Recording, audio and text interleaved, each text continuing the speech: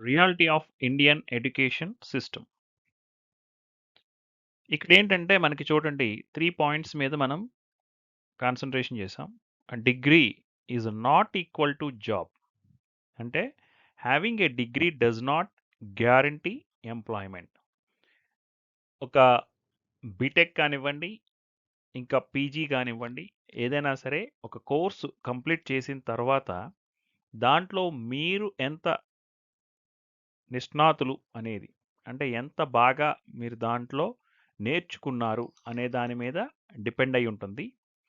కేవలం ఒక డిగ్రీ చేత్తో పట్టుకుంటే ఎంప్లాయ్మెంట్ వచ్చేసినట్టు కాదు.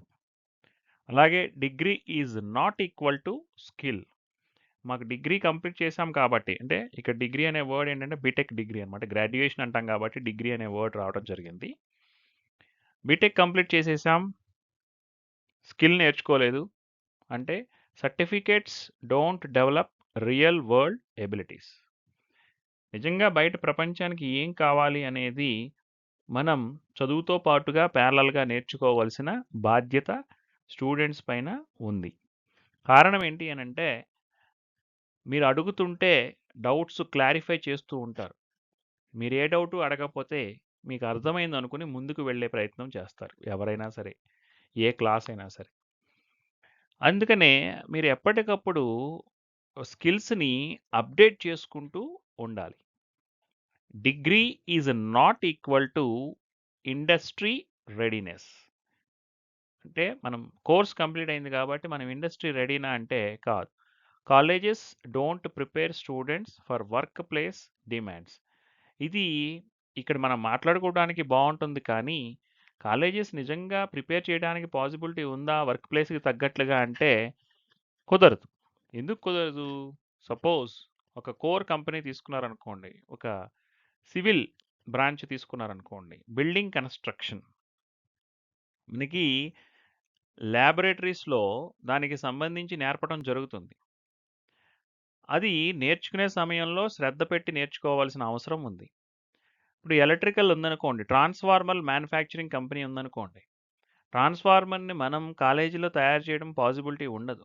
ఎలా చేస్తారు అనేది మీకు ఎక్స్‌ప్లెయిన్ జరుగుతుంది. కీ ఫ్యాక్టర్స్ ఏంటనేది చెప్పడం జరుగుతుంది.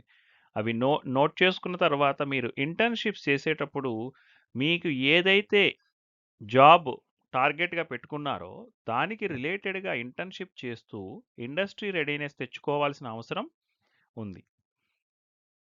అలాగా మనం ఏ కాలేజ్‌ని కూడా మనం బ్లేమ్ చేయడానికి లేదు. ఎందుకు? అది మీరు ఏ జాబ్‌లో జాయిన్ అవ్వాలనుకుంటున్నారు? ఒక సివిల్ ఇంజినీరు, ఒక బిల్డింగ్ కన్‌స్ట్రక్షన్‌లోనో, ఒక ప్లానింగ్‌లోనో చేసుకుంటే అప్‌డేటెడ్ వెర్షన్స్ ఏమొస్తాయి? మనం ఇన్‌స్టిట్యూట్‌లో నేర్చుకునే దానికి డే టు డే అప్‌డేట్స్ ఏమొస్తున్నాయనేది దాన్ని యాడ్ ఆన్స్ చేసుకోవాల్సిన అవసరం స్టూడెంట్స్‌కి ఉంటుంది. ఎప్పటికప్పుడే స్కిల్‌ని అప్‌డేట్ చేసుకోవాలి. బేసిక్ ఫండమెంటల్స్ ఫ్యాకల్టీ దగ్గర నుంచి తెలుసుకోవాలి. అండ్ మీరు ఇండస్ట్రీ రెడీగా తయారవ్వాలి. దానికి డే 1 నుంచే మీరు మీ ప్రిపరేషన్ స్టార్ట్ చేయాలి. అంటే ఇక్కడ ఏమవుతుంది అనంటే, ఎక్కడో ఒక బుక్‌లో చదివాను నేను. ఏంటంటే ప్రోక్రాస్టినేషన్ అంటే వాయిదా వేసే విధానం ఉంటుంది.